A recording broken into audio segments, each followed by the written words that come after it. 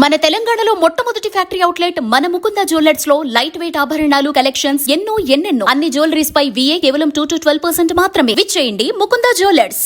అయోధ్య రామాలయంలో భక్తుల కానుకల దుర్వినియోగానికి సంబంధించిన కేసులో సంచలన విషయాలు వెలుగుచూశాయి.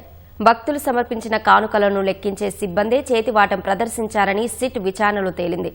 సీసీటీవీ కెమెరాలను ఏమార్చి లక్షలాది రూపాయల నగదుతో పాటు బంగారు ఆభరణాలను కాజేశారు. ఆలయ అధికారుల అప్రమత్తత, రహస్య కెమెరాలతో అయోధ్య రామాలయంలో దొంగల బాగోతం బయటపడింది.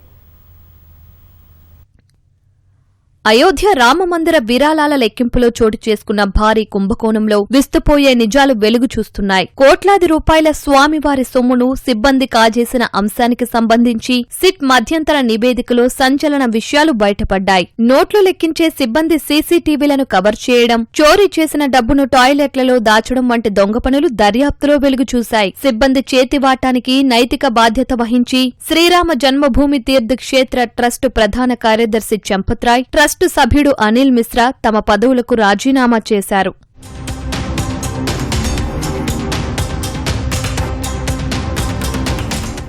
అయోధ్య రామాలయంలో భక్తులు సమర్పించుకునే విరాళాలను బ్యాంకులో జమ చేసే సమయంలో నోట్ల కట్టల్లో నోట్లు తక్కువ రావడంతో అధికారులకు అనుమానం వచ్చింది. హుండీల్లో రోజుకు సగటున 6 నుంచి 7 లక్షల రూపాయల కానుకలు వస్తుండగా 500 రూపాయల నోట్ల కట్టల్లో పదే నగదు తక్కువ వస్తుండడాన్ని గుర్తించారు. అప్రమత్తమైన ఆలయ అధికారులు సిబ్బందికి తెలియకుండా లెక్కింపు గదిలో రహస్య కెమెరాలను ఏర్పాటు చేశారు. వాటిలో సిబ్బంది చేతివాటమంతా రికార్డైంది. కొందరు ఉద్యోగులు ఉద్దేశపూర్వకంగా సీసీటీవీ కెమెరాలకు అడ్డుగా నిలబడగా, మరో ఉద్యోగి నోట్ల కట్టల నుంచి డబ్బులు తీసి దుస్తుల్లో దాచుకోవడం రహస్య కెమెరాల్లో స్పష్టంగా రికార్డైంది. ఈ ఏడాది ఏప్రిల్ 27 నుంచి జూన్ 5 మధ్యకాలంలోనే 70 సార్లు చోరీ జరిగినట్లు సీసీ ఫుటేజ్ ద్వారా వెల్లడైనట్లు సిట్ అధికారులు తమ నివేదికలో పేర్కొన్నారు.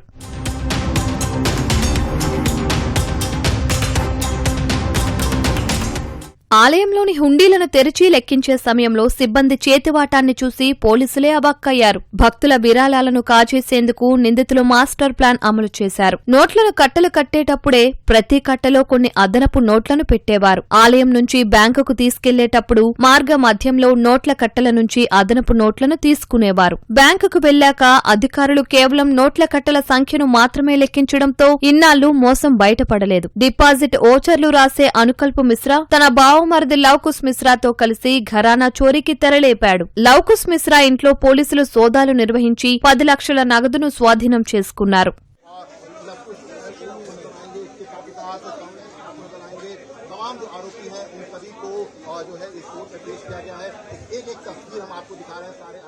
విరాళాల లెక్కింపు విభాగంలో ఉద్యోగుల నియామకం పైరవీలతోనే జరిగినట్లు సిట్ దర్యాప్తులో తేలింది. శ్రీరామ జన్మభూమి తీర్థక్షేత్ర ట్రస్టు మాజీ ప్రధాన కార్యదర్శి చంపత్రాయ్ దగ్గర డ్రైవర్ గా పనిచేసిన రామ్శంకర్ యాదవ్ తన బంధువులను పనిలో పెట్టించాడు. లెక్కింపు గది నుంచి బయటకు వెళ్లే సమయంలో సిబ్బందిని కనీసం తనిఖీ చేయకపోవడమే ఈ చోరీకి ప్రధాన కారణమని దర్యాప్తు అధికారులు గుర్తించారు. అవినాష్ పాండే అనే మరో నిందితుడు ఏకంగా చోరీ చేసిన డబ్బును తన బ్యాంకు అకౌంట్లలో జమ చేసినట్లు నగదు మాత్రమే కాకుండా భక్తులు స్వామివారికి సమర్పించిన బంగారు కమ్మలు, ముక్కు పుడకలు, గాజులు, పట్టీలతో పాటు వెండి ఆభరణాలను సైతం నిందితులు రికార్డుల్లో నమోదు చేయకుండా స్వాహా చేశారు.